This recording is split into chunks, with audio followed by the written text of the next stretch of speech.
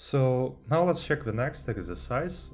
It's pretty similar with the previous exercise which we have done in the previous video, but let's check the conditions here. So you have, actually you are given an array of numbers, and we need to find triplets like nums I, nums j, and nums kappa, such that nums I plus nums j plus nums kappa is equal to 0. And below you can see an example where we have an array of numbers like -1, 0, 1, 2, -1, and -4. And you can see the output, what our method should return. And why so? Because they in sum will give us 0, which we are searching for.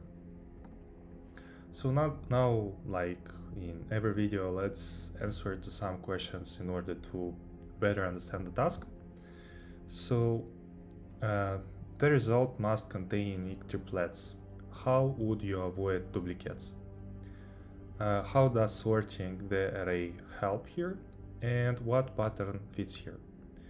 So again, like always, I suggest you to think a couple of seconds and to answer to all of these questions by yourself. And I will answer to them right now. So the result must contain unique triplets. How would you avoid duplicates? So the answer is that the array is sorted, so we can skip the iteration if a current element is the same, as we have done in task with toSum. How does sorting the array help here? So it groups duplicates together and allow two pointers to work on the inner loop. And what pattern fits here? So in my opinion, the good pattern here is two pointers inside a for loop. So because here we need to find 3 elements, it means that we will need to have 3 pointers. So it's not enough to have just left and right pointers like we have used in the previous task, but we also will need to have a fixed I pointer, then use left and right to find the pair that sums to nums I, and a result is equal to 0. So now let's go and to check the potential solution for that task. So let's create the signature of our method, public static. We will need to return a list of integers. Why so? Because we want to keep all possible triplets from our array, which in sum will get us sum, which is equal to 0. And let's call our method find free sum. Simple but clear. Okay, and here the argument will be an array of integers, and we don't need here to have the second parameter target because in the condition was mentioned that we need to find sum and the result should be equal to 0, so it's a fixed value. It's not something which we sent like argument. Okay, cool. Now let's create a list. Yeah, this in here we will store all possible results which we will find in our array. So list of integers. Now let's call it result list. And let's initialize it. Okay, cool. So how I already mentioned, we will need here to have 3 pointers, I, j, and kappa, so I left and right. And for that we will need to have 2 loops. One will be inside the another. So let's create first loop for, and here we will initialize I, and we will iterate till array length -2 I++. Why -2? -2 because let's imagine we have an array with 3 elements. which means that to first element will point I, which is equal to 0. To the next element, to the second element, it will point the left pointer, and to the last element, it will point the right pointer. So because of that, here we have -2, yeah, because we don't need to iterate to next elements, because another pointers will point to them. Okay, and inside this loop, we will iterate using the same technique like in a simple exercise with toSum.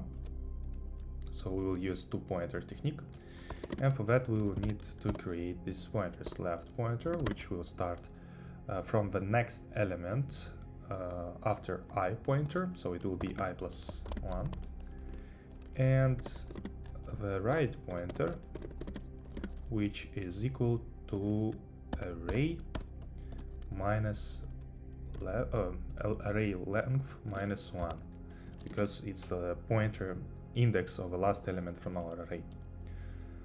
Okay, cool. So now let's start and create inner loop while, and the condition here will be left minus right, or sorry, not minus, but should be less than right. Why so? Because we don't want to compare the same element with itself. Yeah, because all three elements should be different elements, not the same. So that's why we have this condition. And now let's make a check. So if array I, element from index I plus element from index left plus element from index right in sum will get us 0, then let's add elements from this index to our list. So our list with results is called result list. Let's add here another list of these elements. So array I, array left, and array right. Cool. And next let's move our, so we have found one of the solution, and now let's move our left and right pointers to next elements, because we want to check all possible solutions for first element. Yeah, so we may have multiple solutions, but we have a small edge case here. Yeah, and the edge case is that I don't want to show duplicates, because right after we move left or right, we can have the same element, and this will cause that in our result list we will have duplicate solution. Yeah, and I don't want this. I want to skip these elements, and for that I can create a while loop, and to check if current element is the same like previous element, left -1, and if they are equal, that means that I want to skip it. So let's move left to the next element, and the same thing we need to do for right pointer. But here we have a small problem, yeah, because we change the value of left and right pointers. Let me correct here also, and here we need to have plus. Because we change left and right pointers, this verification will actually not see what is happening inside itself, inside this block of code. Yeah, because it checks only when the next loop is started and doesn't see what is inside here, how left and right is changing, because this iteration wasn't finished yet.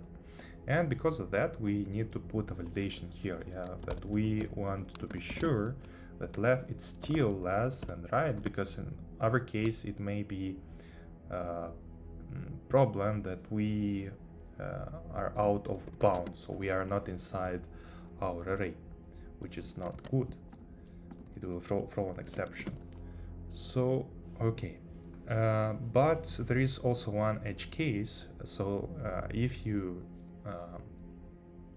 check this code, you'll understand that actually we just check duplicates for left and right pointers. So for elements which are pointed by left and which are pointed by right pointers, but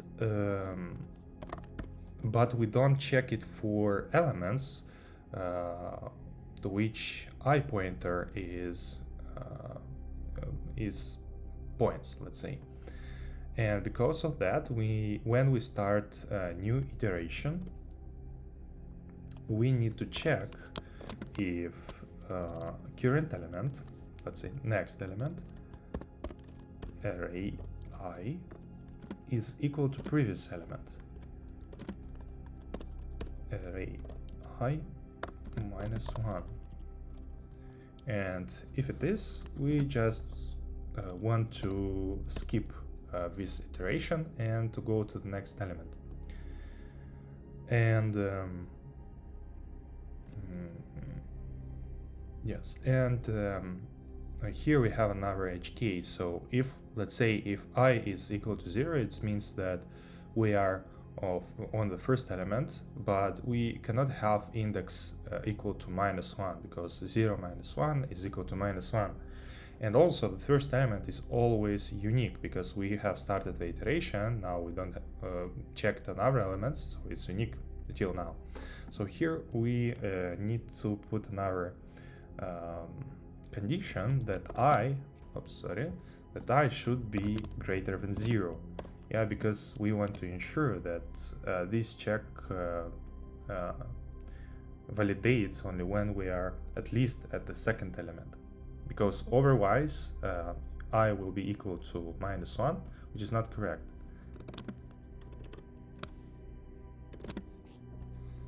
Okay, oh, it's good. Now let's go and continue with our logic. So here we have a condition, so if 3 elements will get us 0, then we need to do this thing.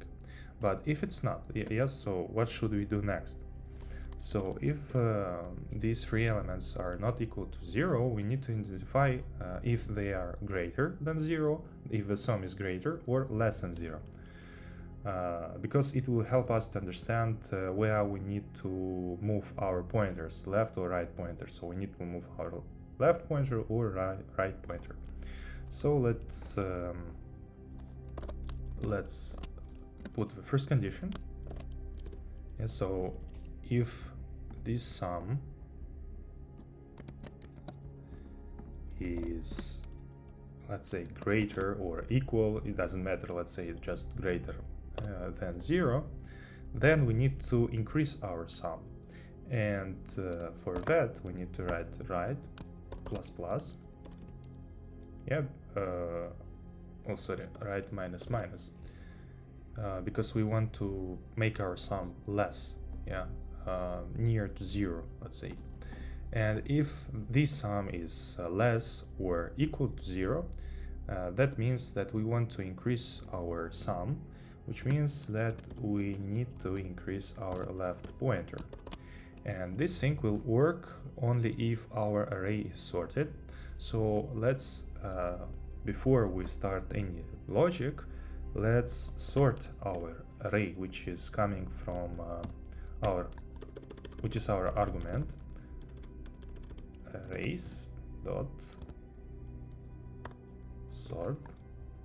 Let's put here our argument, our array. Okay, and here let's return the results, or let's return our result list. Cool. So now let's check how this method works. So system.out.println, let's call the method find free sum. Here let's initialize an array. So